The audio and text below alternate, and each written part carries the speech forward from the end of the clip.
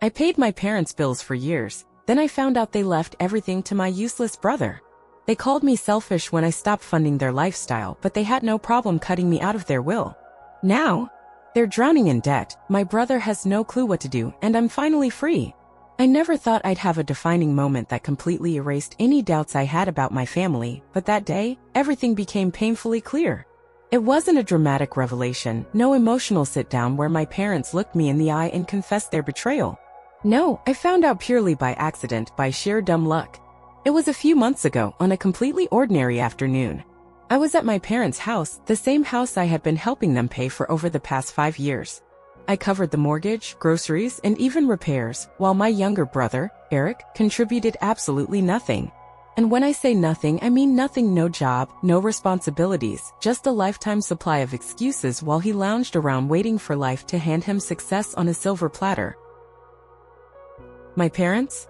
They were more than happy to indulge him. That day, my dad had asked for my help with some paperwork as usual. Neither of them could be bothered to figure out how to handle their own affairs, so it always fell on me. I didn't mind. Well, I hadn't minded before that day. He handed me a stack of documents to scan, legal forms, financial statements, insurance paperwork. I was flipping through them, sorting things out, when something caught my eye. A thick folder, slightly worn at the edges, labeled in bold letters. Estate plan and last will and testament. I hesitated. I'm not the type to snoop, but curiosity got the best of me. After all, I had been keeping them afloat for years. It wasn't unreasonable to wonder how things were set up for the future. I opened the folder. And then my stomach dropped. Everything. Every single thing, the house, their savings, their property, was going to Eric. I read it twice, then 3 times, hoping I had misunderstood. But no. There it was in black and white. Not even a mention of me, aside from some generic line about loving both their sons equally. That was it. That was what I was worth to them. I sat there, gripping the papers, feeling the kind of betrayal that makes your hands shake. Here I was, breaking my back to make sure they never went without, while my brother, the one who never lifted a damn finger, was being rewarded for his lifetime of doing nothing. I should have expected it. Maybe deep down, I always knew they favored Eric. Maybe I ignored the signs, how they always defended him, how they always excused his laziness while expecting me to step up. But seeing it written down, official, legally binding, that hit differently. How long had they planned this? Had I ever been anything more than a walking ATM to them? Had they ever truly appreciated what I did for them? I didn't realize how much time had passed until I heard my dad's voice from across the room. Hey Jake, what's taking so long? I looked up, still gripping the will in my hands. My heart was pounding, but my voice came out shockingly steady.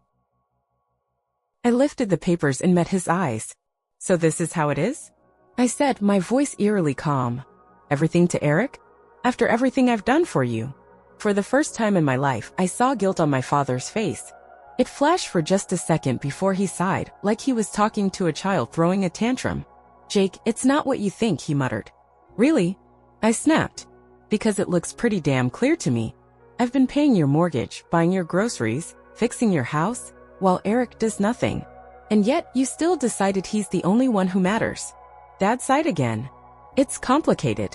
That was all he had. No explanation. No attempt to justify it. Just those 2 empty words, as if that was supposed to be enough. I clenched my jaw, my grip tightening on the papers. Call Mom, I said. He hesitated, but I didn't move. After a long pause, he called out, and a few seconds later, my mother walked into the room. She took one look at the will in my hands, and I watched as guilt flooded her expression. At least she had the decency to look ashamed. But the words that came out of her mouth made my blood boil. Jake, honey, she said softly, like she was doing me a favor, you don't need the inheritance. You have a good job. You're independent. Eric, well, he struggles. We just want to make sure he's taken care of. And that was it. That was the moment something inside me shattered. They weren't even sorry. They knew exactly what they were doing, and they truly believed it was the right thing. They had spent years enabling Eric's laziness, and now they were rewarding him for it while dismissing me as an afterthought. I took a deep breath, forcing my rage down, and placed the will back on the table. Got it, I said, my voice calm, too calm. Glad to know where we stand. Then I turned around, ignoring their protests, and walked out the door. They had made their decision. Now it was time for me to make mine. I stood there, gripping the will in my hands, waiting for some kind of explanation that would make this make sense, but all I got was my father sighing like I was being dramatic. "Jake, it's not what you think," he muttered, but his voice had that same condescending tone he always used when trying to brush things under the rug. My blood was boiling. "Really?" I snapped, lifting the will so he could see the words staring back at me. "Because it looks pretty damn clear. I've been paying your mortgage, buying your groceries, fixing your house, while Eric does absolutely nothing, and yet you still decided he's the only one who matters." My father's face tensed, but instead of defending his decision, he just shook his head and said, "It's complicated." That was it. 2 useless words, as if they could erase the years I spent making sure they never went without. I clenched my jaw so hard it hurt. "Call Mom," I said, not moving an inch. He hesitated, but I wasn't about to let this slide, and after a long pause he called out for her. When she walked in and saw the will in my hands, her eyes widened for just a second before she forced on that soft, motherly expression she always used when she wanted to manipulate me. "Jake, honey," she started gently, stepping closer like I was some fragile child. "You don't need the inheritance. You have a good job. You're independent. Eric, well, he struggles. We just want to make sure he's taken care of." I felt something in me snap. They weren't even sorry. They weren't even trying to deny it. They had spent years letting Eric sit on his ass doing nothing while I worked my ass off, and now they were rewarding him for it while treating me like an afterthought. "Got it," I said, voice tight but steady. "Glad to know where we stand." I set the will down, turned on my heel, and walked toward the door, ignoring their voices calling after me. I could hear my mother's voice rising in panic, hear my father's heavy footsteps as he tried to catch up, but I didn't stop. I grabbed my keys, walked out the front door, and slammed it shut behind me. They had made their choice. Now they were going to have to live with it. I didn't go back. I didn't call. For the first time in years, I let them deal with their own problems. If something broke in the house, they could figure it out. If they needed groceries, they could get in their car and drive to the store like every other functioning adult. And when the mortgage bill showed up, well, that was no longer my concern. At first, they must have thought I was just throwing a tantrum, that I'd cool off and come crawling back like I always did. Maybe they expected an apology from me for daring to question their decision. But as the days passed, and more importantly, as the money stopped coming in, I could almost feel the shift in their attitude. It took nearly 2 weeks before the first text came through. It was from my dad.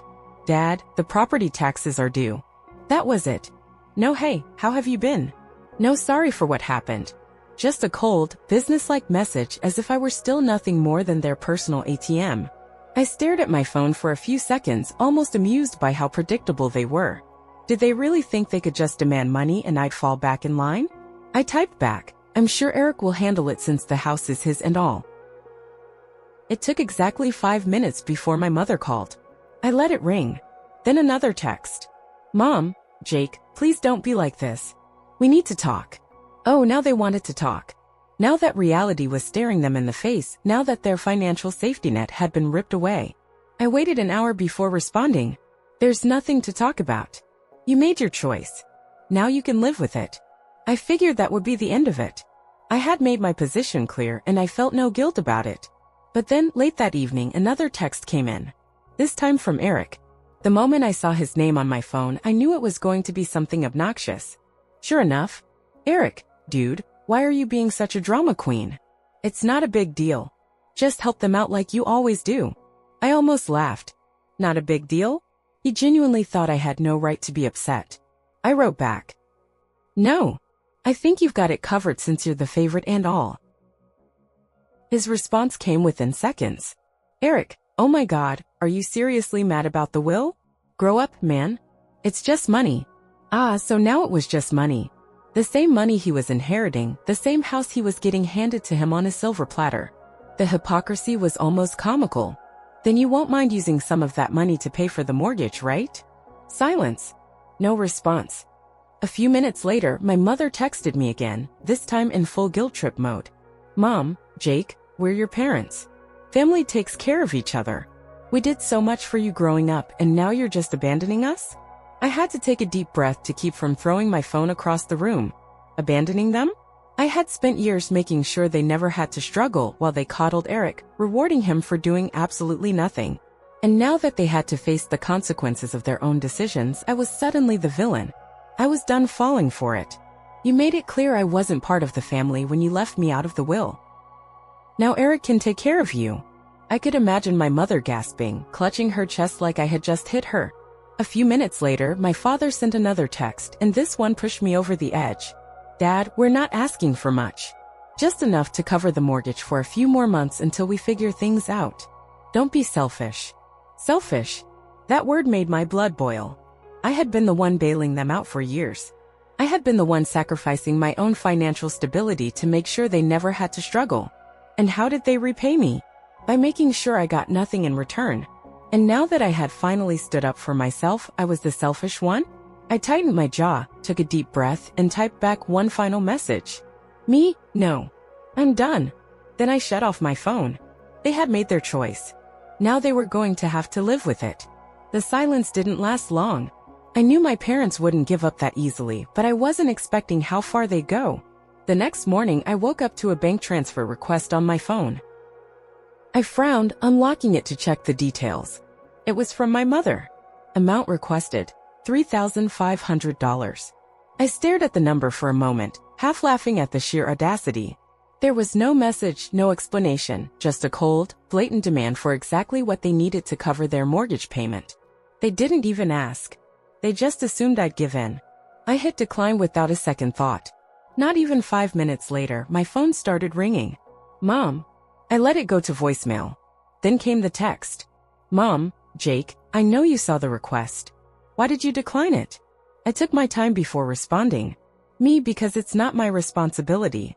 Try Eric. Almost instantly, another call. Declined. Another text. Mom, we're going to lose the house if you don't help us. Oh, now it was an emergency. After years of treating me like a walking wallet, they were finally facing the consequences of their choices. I typed back.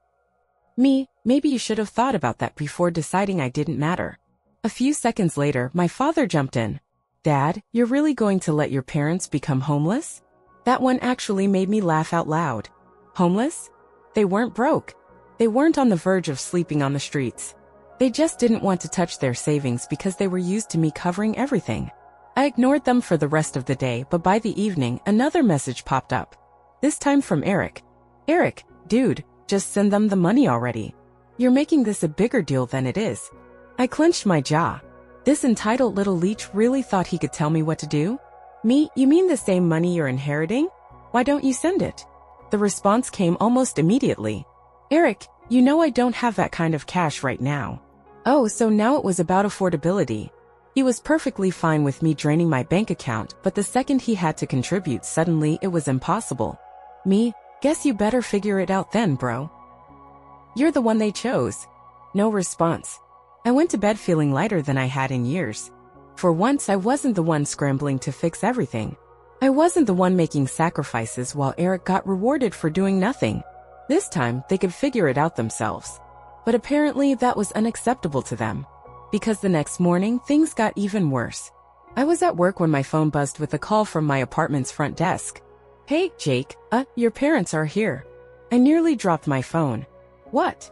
There was a short pause before the receptionist added, yeah, and they're saying it's an emergency. That you won't answer their calls.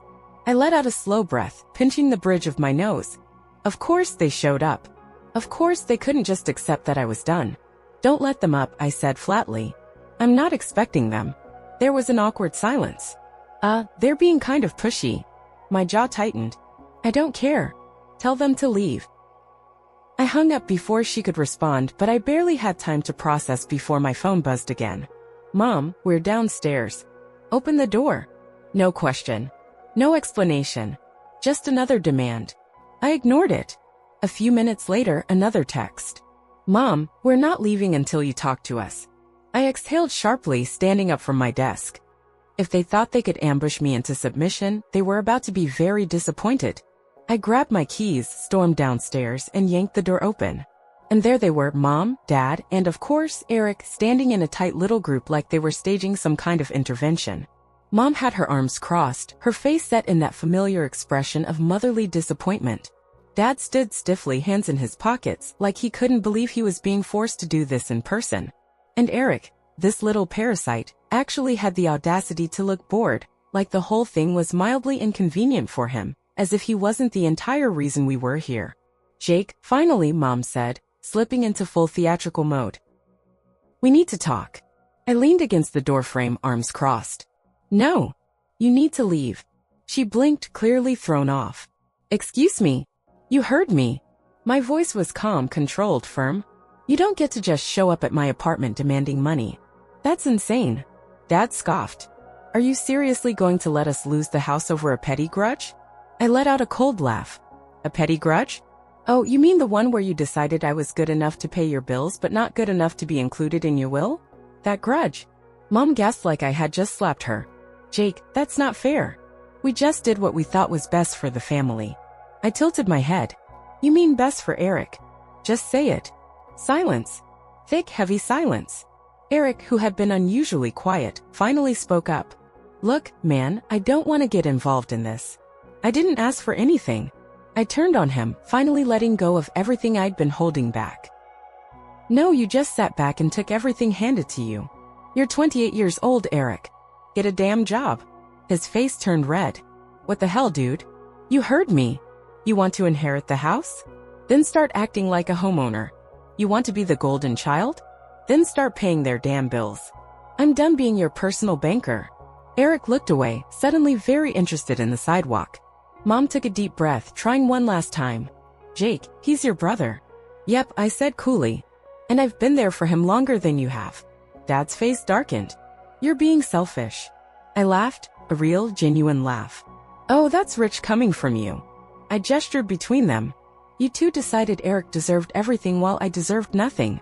And now, when it's time to pay the price for that decision, you think you can guilt me into fixing it for you? Not happening. Mom's voice sharpened. We thought you'd be mature about this. I raised an eyebrow. Oh, you mean I should just accept that I was betrayed and continue paying your bills? Because let's be honest, that's what you really mean. Dad took a step closer, trying to loom over me like he used to when I was a kid. We raised you, Jake. We fed you, clothed you, took care of you. The least you can do is help us right now. I looked him dead in the eye. I already have. For years. And you repaid me by cutting me out. Mom's lips twitched. We thought you'd understand. I shook my head. Oh, I understand completely. I understand that I was never your family, I was just your paycheck. The silence that followed was suffocating. Mom and Dad had nothing to say. And Eric? Eric was still trying to disappear into the pavement. And you, I said, turning to him. What's your excuse? You had years to get your life together, but you didn't. You knew they'd always take care of you. And now, when they're gone, you expect me to step in, don't you? His mouth opened, then closed. He had nothing. Mom tried one final guilt trip. Jake, we are family. Family takes care of each other. I stared at her for a long moment before responding. Exactly. So why didn't you take care of me? She froze. No words. No comebacks. Nothing.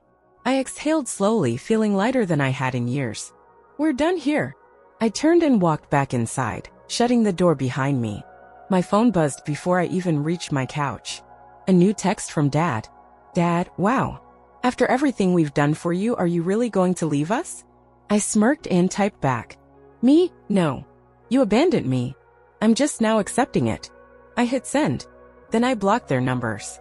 But I had no idea that blocking them would only make things worse.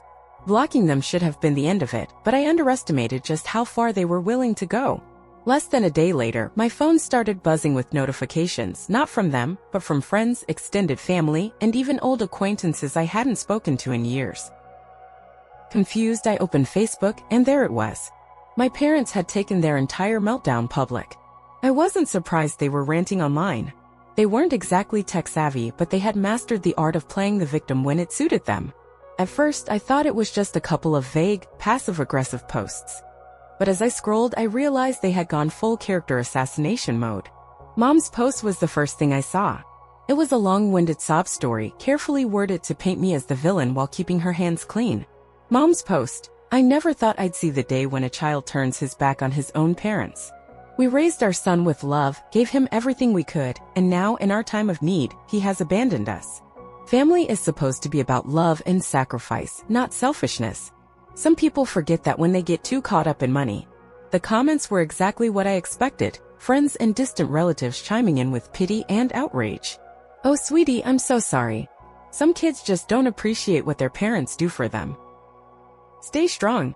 Maybe he'll realize his mistake before it's too late." What a shame. Kids these days have no sense of loyalty. I clenched my jaw scrolling further. Then I saw Dad's post. Dad's post. So-called family members should never abandon you when you need them the most.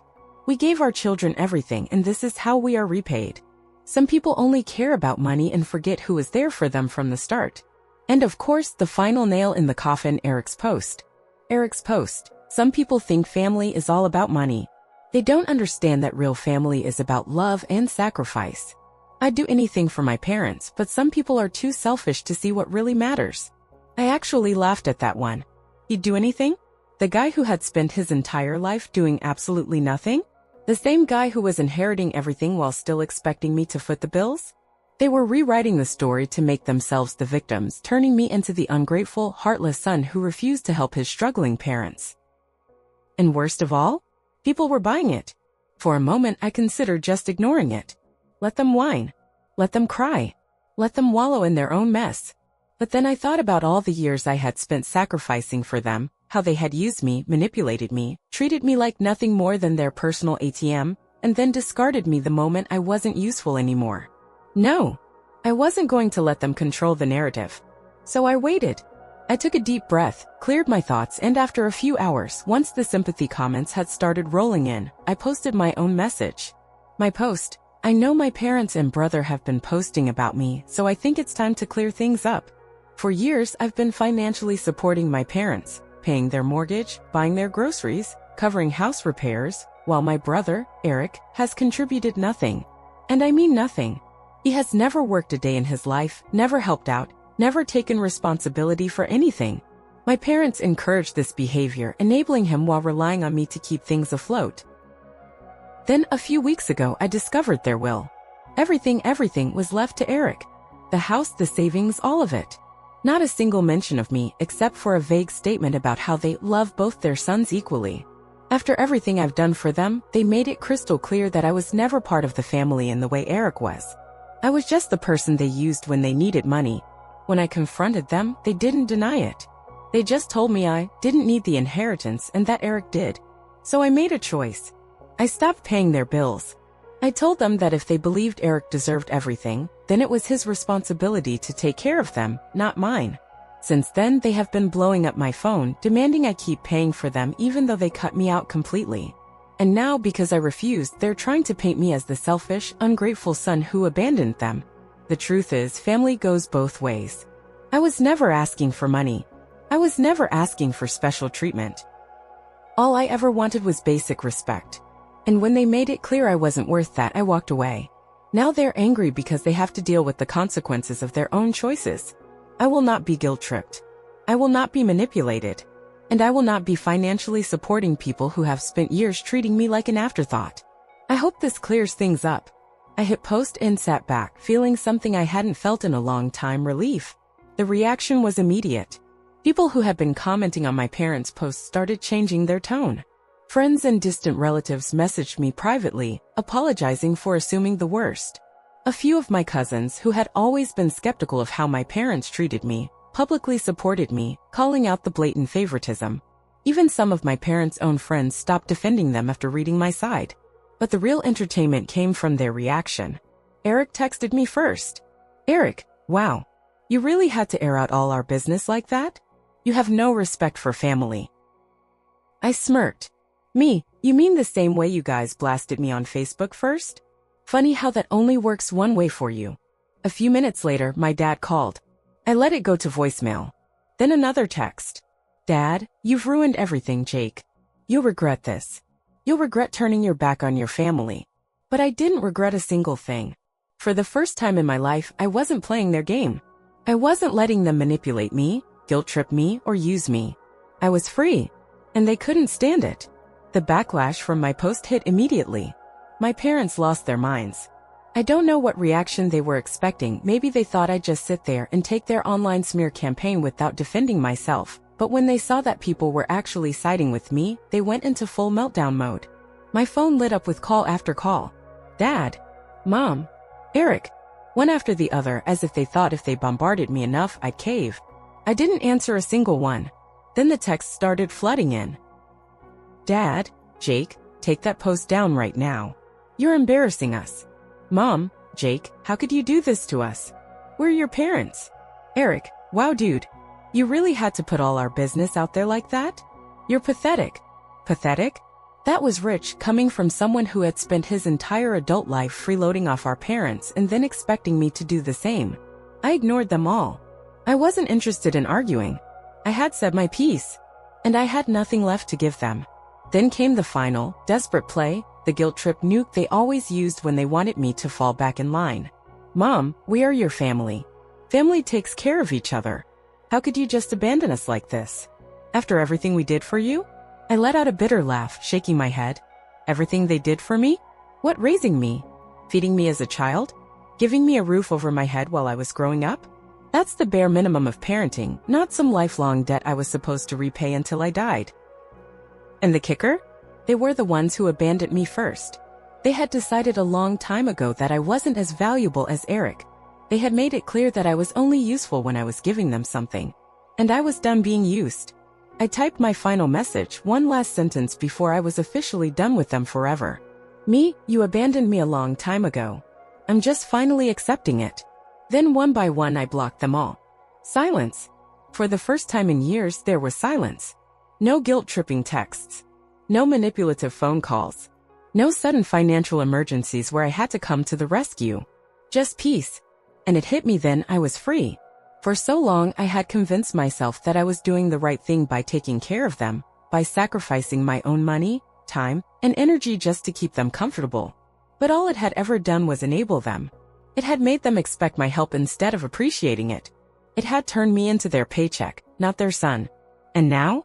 Now they had to deal with the reality they had created. Eric would have to figure things out for himself. Mom and Dad would have to adjust to the consequences of their choices. And me? For the first time in my life, I could finally focus on myself. I didn't feel guilty. I didn't feel sad. I felt relieved. Because I finally understood that family isn't about obligation, it's about respect. And if they couldn't give me that, then I didn't owe them a damn thing. I was done. And I was never looking back.